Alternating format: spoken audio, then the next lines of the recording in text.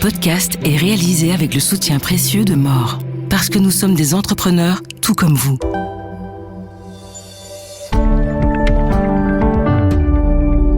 Votre comptable remplacé par une intelligence artificielle, ça fait des années que la presse évoque ce risque. Beaucoup le craignent à l'heure où l'intelligence artificielle générative est capable de traiter toujours plus de données et même de prendre des actions. Et si votre comptable n'était finalement pas remplacé par une intelligence artificielle, mais qu'elle avait un nouveau collègue, c'est la thèse de pas mal d'autres observateurs, pas un stagiaire, mais bien une intelligence artificielle qui serait elle aussi capable d'encoder, d'analyser, d'apprendre et même de parler à vos clients. Alors, disparition ou mutation? On en parle avec Alessandro Drappa, fondateur de Recover, une scale-up spécialisée dans l'automatisation du suivi des factures. Vous écoutez Face à l'IA, un podcast de Trends Tendance. Alessandro Drappa, bonjour. Alors, bonjour. Vous êtes donc une boîte, Recover est une boîte qui est spécialisée dans le recouvrement de factures. Vous travaillez avec les boîtes, avec des comptables. Vous avez lancé une vraie nouveauté révolutionnaire. On va en parler. Mais avant ça, je voudrais avoir votre vision justement sur l'univers des comptables et l'utilisation de l'intelligence artificielle. Aujourd'hui, c'est déjà une réalité bien intégrée dans ce monde-là? Alors, en fait, il faut savoir que l'univers comptable, même s'il a l'air un peu ennuyeux vu de l'extérieur, c'est quand même un univers dans lequel les logiciels ont déjà intégré pas mal de nouveautés technologiques sur ces dernières années. Je pense que ça a été un des premiers domaines où le machine learning, la reconnaissance des caractères, etc. s'est effectué et s'est vraiment imposé en termes d'utilisation. Donc, aujourd'hui, est-ce que l'IA fait partie du quotidien des comptables? Non. Est-ce que ça le sera à l'avenir et ça va être de plus en plus? Nous, on pense que oui. Et effectivement, on travaille avec énormément de comptables. C'est notre marché numéro 1, je dirais. Et on remarque que ça bouge énormément de ce côté, notamment avec nous, mais pas seulement ce que fait Recover. Et donc, clairement, ça va... Quand vous dites non, finalement, l'IA, est-ce qu'aujourd'hui l'IA est hyper présente? Non. Pourtant, on a quand même l'impression que ça y est, qu'il y a plein de choses qui se font. Il y a certaines applications aujourd'hui, Made in Belgium, pour nous citer par exemple des Uncountable, etc. Mais il y en a plein d'autres qui jouent justement cette carte-là. Donc on a l'impression que ça y est, l'IA, non? Alors en fait, c'est plus d'un côté, est-ce qu'un collaborateur comptable va au quotidien utiliser l'IA dans ses outils même? Pas encore forcément, même si beaucoup utilisent ChatGPT comme dans beaucoup d'entreprises. Mais par contre, là où ça va s'imposer, c'est qu'on va vraiment avoir des IA qui vont venir se positionner comme des conseillers vis-à-vis des comptables, qui vont pas seulement automatiser des opérations comptables, comme c'est le cas depuis des années, et ces opérations se font maintenant avec le moins d'erreurs, les reconnaissances sont plus intelligentes, les écritures comptables vont justement être plus correctes, liées justement à ces dernières technologies, mais là où vraiment ça changera fortement, c'est là où l'IA pourrait également aider le comptable sur son rôle de conseil et pas seulement sur la comptabilité passée, mais aussi la comptabilité prédictive et de comment prendre l'initiative sur des recommandations à faire à ses clients, etc. C'est ça. Alors, c'est vrai, donc on va en reparler évidemment, mais ça fait au moins 10 ans. Moi, je me rappelle que j'ai commis certains sujets où on mettait déjà un petit peu en cause les tâches au fait des comptables. Déjà à l'époque du deep learning, c'était avant ChatGPT, avant l'intelligence générative. Est-ce que cette IA générative qu'on a aujourd'hui change vraiment la donne, change cette accélération, change cet impact que ça pourrait avoir sur les comptables? Alors, le comptable à la peau dure, il ne va pas disparaître aussi facilement que ça, comme les dernières innovations technologiques l'ont montré. En fait, on constate même qu'au contraire, il y a même plus une pénurie de comptables qu'un trop-plein. C'est simplement que ces missions changent. Donc, effectivement, énormément de tâches comptables ont disparu ou se réduisent fortement, ce qui est une bonne chose. Par exemple, c'était des tâches. Par exemple, un collaborateur junior, je dirais, auparavant, passait vraiment beaucoup de temps, et même parfois pas seulement des juniors, sur de l'encodage, qui est encodage pur et simple des factures, des reçus, etc., transactions bancaires, faire de la réconciliation entre identifier les bons paiements avec les bonnes écritures comptables et pièces justificatives. Ça, aujourd'hui, ce temps s'est fortement diminué et va continuer à diminuer. Ce qui est une bonne chose, parce que je pense qu'aucun comptable, même passionné par son métier, vous dira qu'il est passionné par l'encodage. Ça veut dire quand même que la fonction de junior, comme on le dit pour les consultants, comme on le dit dans les agences marketing, etc., c'est-à-dire que le junior, par contre, en gros, il n'y a plus de junior, quoi. Il sait plus faire pas forcément, mais ils vont avoir des missions qui sont aussi plus intéressantes et plus pertinentes aussi. Donc, c'est juste une transition du métier vers un rôle qui est de plus dans le conseil et moins dans l'encodage. Je pense que c'est une bonne chose pour tout le monde. C'est ça. Alors, vous évoquez les tâches qui progressivement vont disparaître ou vont évoluer, hein, on vient de les citer. Celles qui apparaissent, alors du coup, ça veut dire quoi? Que le comptable va être un peu moins exécutant, il va être un peu plus stratège? Ou c'est déjà le cas peut-être? Oui, c'est ça, mais en fait, ce qu'on voit aujourd'hui, c'est que beaucoup de bureaux comptables, notamment ça commence chez les plus grands, mais ça arrivera également chez des plus petits par après, cherchent aussi à se diversifier, à proposer plus de missions à leur clientèle. Justement, grâce à d'une part la libération du temps qui s'est fait d'un côté, libère du temps pour proposer plus de valeur ajoutée. Nous, on le voit par exemple chez Recover, on a pas mal de clients maintenant qui proposent à leurs propres, donc clients comptables, qui proposent à leurs propres clients PME l'externalisation du suivi de leurs factures via l'utilisation de Recover. Et donc ça, c'est un peu un double impact. C'est d'une part, la technologie permet au comptable de libérer du temps, ce qui lui donne du temps de proposer d'autres services. Et d'autre part, la technologie, comme par exemple un outil comme Recover, lui permet aussi de proposer ces autres services de façon très rapidement, simplement, là où auparavant, même du temps supplémentaire dégagé n'aurait pas été suffisant que pour proposer toute l'externalisation du suivi. C'est ça. Ce qui est possible aujourd'hui. Pour qu'on comprenne bien justement, là on peut aborder un peu ce que fait Recover, c'est finalement votre mission à vous, c'est ça? C'est de faire le suivi des factures. Concrètement, ça veut dire quoi? Et alors, corollaire, quels sont vos clients aujourd'hui? Donc, nous, Recover, notre promesse vis-à-vis de nos plusieurs centaines de clients PME aujourd'hui, elle est simple, on va leur permettre, grâce à notre outil, d'être payés beaucoup plus rapidement en y consacrant beaucoup moins de temps. Donc en fait, Recover, c'est la plateforme qui va se connecter à tout l'écosystème existant de la PME, centraliser toutes les données pertinentes, ce qui concerne le suivi, recouvrement de factures, et mettre en place un suivi ultra personnalisé, donc ultra efficace pour chaque typologie, facture ou client, donc ce qui libère énormément de temps d'un point de vue de notre client utilisateur Recover et qui a des bien meilleurs résultats parce que leurs délais de paiement sont fortement diminués. Donc nous, c'est vraiment ça qu'on va proposer. Donc justement, on parlait des comptables et des tâches un peu rébarbatives qui sont amenées à être supprimées. Pour donner plus de place au conseil, c'est aussi ce qu'on fait avec Recover, parce qu'on supprime pas mal de tâches. Souvent, le suivi de factures, c'est un peu comme l'encodage des factures. C'est généralement pas par ça qu'on a envie de commencer sa journée. C'est ça. Et justement, et dans ce cadre-là, dans Recover, là, vous venez d'annoncer, et ça c'est super intéressant, une nouveauté qui est quand même étonnante, assez bluffante, c'est que vous avez lancé un agent IA conversationnel, au fait, qui appelle les clients de vos clients pour récupérer leurs sous. Tout à fait.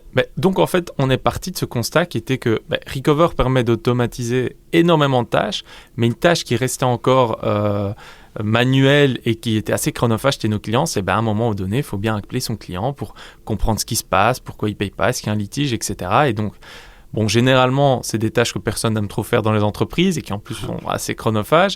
Et donc, en fait, aujourd'hui, avec la technologie, ça nous a permis de créer notre propre agent IA qui va appeler le débiteur et qui, contrairement à un agent de call center ou même quelqu'un en interne dans l'entreprise, va connaître l'entièreté de la situation client, tout l'historique des emails, des paiements, etc. Donc, va appeler avec énormément d'informations, va s'adapter à tout type de situation avec énormément d'empathie, entre guillemets. Donc, une vraie conversation, quoi. Une vraie conversation où on va essayer de comprendre les raisons du non-paiement, tenir des promesses de paiement, établir des plans de paiement, etc., comprendre les litiges. Et donc, au final, la crainte, ça peut être de déshumaniser qu'une machine.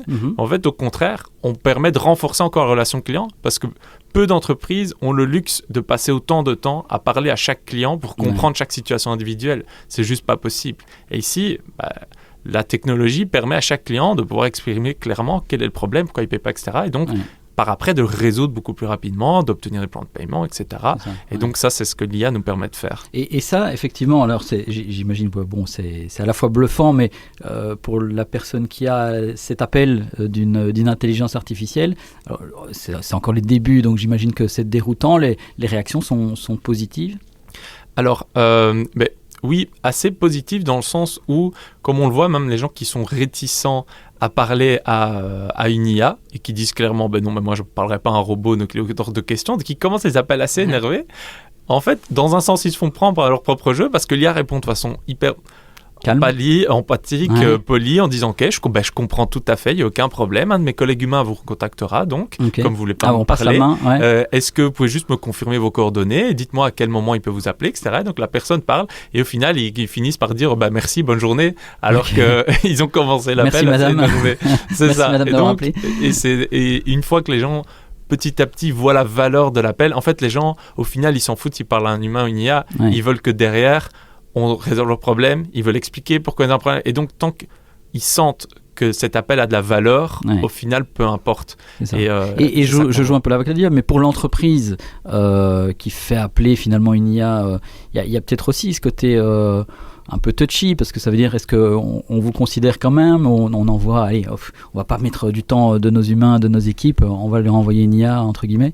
Est-ce que c'est pas un peu négatif? Parce que typiquement, nos clients qui utilisent ce service, c'est des clients qui n'avaient pas forcément le temps ni les ressources de pouvoir appeler individuellement chacun de leurs clients. Donc, ce n'est pas un remplacement dans ce sens-là.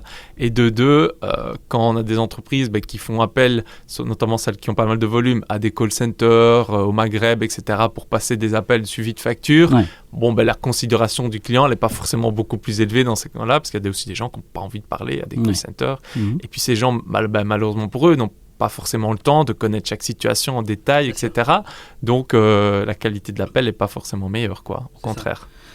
Alors, aujourd'hui, j'entends bien votre discours qui est de dire, on offre finalement des outils qui vont aider les experts comptables, enfin les comptables, les experts comptables, qui vont leur permettre d'avoir une tâche qui évolue, etc. Mais quand je vous entends, quand j'entends ce que l'intelligence artificielle est déjà capable de faire aujourd'hui, même de parler avec des humains, ce qui est quand même assez étonnant, ça va encore progresser. Est-ce que le risque, quelque part, c'est pas que finalement vos clients ne soient plus forcément les comptables, mais les entreprises en direct? Donc, autrement dit, est-ce que demain, une entreprise, une PME va faire appel en direct à vous et puis pourra se passer? Donc, la question, c'est est-ce que finalement vos logiciels vont bypasser à terme les comptables? Après, dans le cas de Recover, nous, on est toujours en direct avec notre client. Donc, nous, ça ne nous touche pas forcément parce que nous, on a des clients comptables et énormément de clients PME dans d'autres secteurs. Donc, nous, on n'est pas vraiment affecté par le fait d'être, entre guillemets, bypassé. Par contre, pour d'autres logiciels, typiquement des logiciels comptables, c'est vrai que c'est une crainte que certains comptables ont eu. Je pense notamment sur le marché français. Il y a des logiciels de compta comme Penny Lane ou d'autres qui développent très fort la partie entreprise. Donc, au risque pour le comptable, alors la crainte de dire est-ce qu'un jour ils vont vouloir nous bypasser. Honnêtement, je pense que cette crainte, elle est infondée dans la grosse majorité des cas parce qu'on aura quand même toujours besoin d'un humain pour ne serait-ce que valider les décisions qui auront été proposées par l'IA. Et puis, il y a quand même un aspect réglementaire qui est très important dans la comptabilité. On n'oublie pas que c'est un outil de gestion, la comptabilité, mais c'est aussi un outil de conformité légale. Et donc, avant qu'on ait assez confiance que pour laisser tous ces aspects légaux dans les mains d'une IA, je pense qu'il y a encore pas mal de temps. C'est ça. On aura toujours besoin d'un humain pour valider, mais un humain pourra valider beaucoup plus de dossiers plus rapidement. Donc on aura besoin quand même un peu moins de comptables qu'aujourd'hui. Enfin, ce qui peut paraître paradoxal par rapport à ce que vous disiez. Mais alors, en fait, ce qu'on constate vraiment, et nous on le voit aussi dans ce qu'on propose avec Recover, c'est que généralement le temps gagné, il n'est pas forcément utilisé pour réduire les effectifs, mais les missions sont simplement réallouées. Parce qu'il y a tellement de missions qui apportent beaucoup de valeur, qui sont sur la table et qui sont aujourd'hui qui n'ont jamais été pensées ou jamais faites parce qu'il n'y a juste pas le temps. Quand le temps se libère, ces missions apparaissent. Et donc, plutôt que d'avoir des personnes qui disent tiens, cette personne est inutile, 80% des tâches qu'elle faisait ont disparu. Mais non, parce que ces 80% se remplacent par d'autres missions qui ont une plus forte valeur ajoutée encore. Et donc, c'est aussi rentable pour la boîte qui l'emploie parce que plutôt que de faire une tâche qui rapporte X euros de l'heure, elle va faire une tâche qui rapporte 2X parce que c'est une mission qui a plus de valeur. Donc, et justement, l'impact de toutes ces technologies sur la valeur et sur le montant finalement des factures que peuvent émettre des comptables, etc. C'est vrai qu'on a un peu cette question-là par rapport aux agences marketing. On dit oui, au fait, si c'est une IA qui vous fait tous vos briefings, qui fait vos analyses, etc., ne demandez pas autant. Est-ce que c'est aussi le cas dans l'univers comptable? Est-ce que la facturation, le prix et la valeur est sous pression aussi? Alors, c'est quelque chose qui peut arriver effectivement, mais c'est également pour ça qu'il y a ce mouvement, comme je disais, de proposer plus de services de la part du comptable, parce que justement, la part de la valeur qui va être facturée au client va être distribuée différemment, dans le sens, le montant que vous payez pour simplement l'établissement de la compta est de X. Par contre, on vous propose d'autres types de missions, comme je disais, l'externalisation du suivi, et encore d'autres types de missions qui peuvent être faites sur base des données comptables, qui vont contrebalancer et au final faire en sorte à ce que les bureaux qui s'en sortent le mieux factureront plus, et puis ceux qui ne se mettent pas à la page pourront être en difficulté. Ça, c'est le cas dans beaucoup de secteurs, mais je pense que c'est tout à fait vrai dans le secteur comptable. Alors, je voudrais revenir quand même sur votre agent intelligent qui appelle. Alors, c'est impressionnant. Alors, je pense qu'il y a des exemples, si les gens veulent découvrir et voir un peu ce que ça donne, cette conversation d'une IA avec des clients dans le cas de recouvrement de factures. On peut les entendre sur recover.eu, c'est ça ? Oui, c'est ça. Donc, recovr.eu. D'accord. Donc, l'idée, donc, franchement, j'encourage les gens à écouter parce que c'est étonnant, mais ça, c'est une première étape. Quelles sont les prochaines étapes pour Recover ? Quelles sont les prochaines fonctionnalités IA hyper avancées, hyper bluffantes ? Alors, nous, donc, notre vision de base a toujours été la même, qui est de permettre de passer le moins de temps possible sur le suivi pour avoir les meilleurs résultats. Et c'est pour ça que la vision produit vers laquelle on va aujourd'hui, toujours dans cette promesse, c'est de pas seulement vendre l'outil qui permet à l'équipe de devenir super efficace, mais c'est vraiment de vendre l'outil et l'équipe qui va avec. Sauf que ça va être plutôt une équipe d'agents IA, donc avec notre premier agent qui passe des calls, qui est ici la première étape, je dirais, vers cette direction. Et par après, également d'autres agents qui vont, en fait, au final, utiliser Recover pour le compte de notre client. Donc et donc, c'est vraiment ça l'idée, c'est ici, Recover devenait votre équipe et vendre vraiment l'équipe de suivi et pas seulement l'outil qui va être utilisé. Bon, super, on va suivre ça avec intérêt. Alessandro Drappa de Recover, un grand merci. Merci. Bonne journée. Bonne journée.